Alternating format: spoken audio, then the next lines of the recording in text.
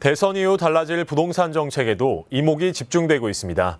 윤석열 당선인의 주요 부동산 공약은 규제 완화를 통한 공급 확대였는데요.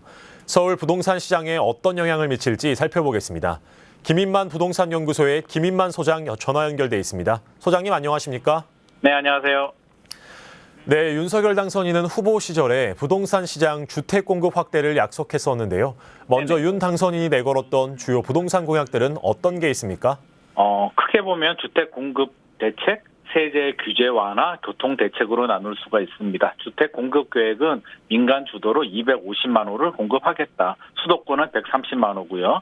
윤석열표 주택이죠. 원가주택 30만 호, 역세권 첫집 20만 호도 포함되어 있습니다.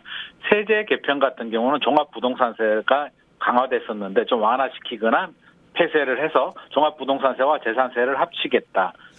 생애 최초 취득세는 면제해주겠다. 공시가격은 2년 전 수준으로 환원하고요. 매물 동결 현상을 야기시켰던 다주택자 양도세 중과세는 2년 동안 한시적으로 면제해주겠다는 입장입니다. 자, 규제 완화는 이제 재건축 재개발 규제 완화를 통해서 일기 신도시 등의 대규모 주택을 공급하겠다는 입장이고요.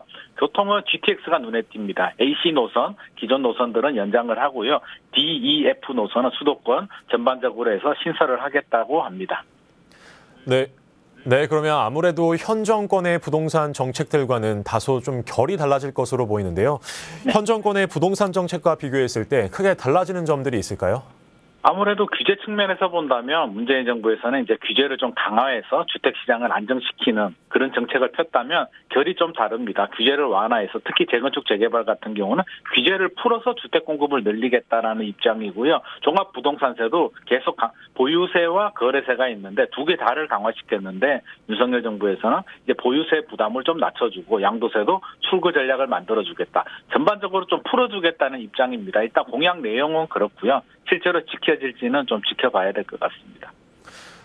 네, 소장님, 아무래도 부동산 이슈가 가장 큰 곳이 서울이기 네네. 때문에 서울의 네네. 부동산 시장에 이목이 집중되고 있는데요. 네. 민간 주도의 공급이나 전월세 3법 개편 등 윤석열표 부동산 정책이 서울에 어떤 영향을 미칠 수 있을까요?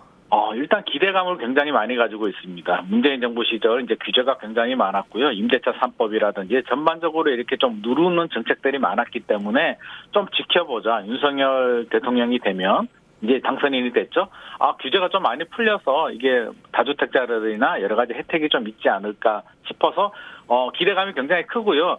최근 주택 거래량을 보면 1월, 2월 거래량이 1000건 이하로 서울 같은 경우는 굉장히 낮아졌는데 아무래도 불확실성이 있었던 것 같습니다. 지금 대선에 대한 불확실성이 제거가 됐기 때문에 3월 이후 4월 한 5월까지는 거래량도 좀 늘어나고요. 정상적인 거래로 좀 돌아설 것 같습니다.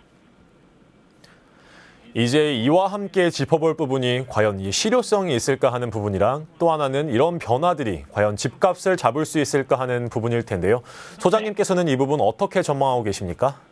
제가 가장 우려하는 부분이 바로 이 부분인데요. 제가 앞서서 심리적인 효과라고 말씀드렸잖아요. 기대감 때문에 심리적인 효과로 한 3개월에서 6개월 정도는 거래량이 늘어날 수 있는데 실제로 얼마나 완화시켜 줄지에 대한 부분이거든요. 주택 공급 같은 경우는 당장 나오는 게 아니라 한 3년, 5년 후에 이제 결과가 나올 텐데 이 부분도 문재인 정부에서 하던 주택 공급 계획 200만 호에 플러스 50만 호를 더하는 것이기 때문에 실질적으로 엄청난 물량이 이렇게 나온다고 볼 수는 없을 것 같고요.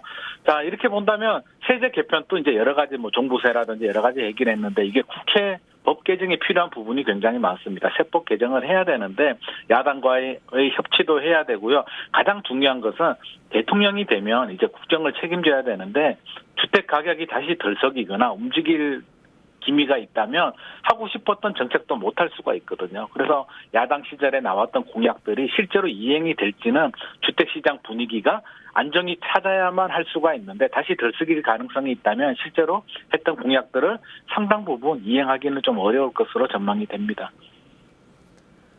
네, 지금까지 새로운 정권을 예고하면서 달라질 부동산 시장 전망해봤습니다. 소장님, 오늘 말씀 잘 들었습니다. 감사합니다.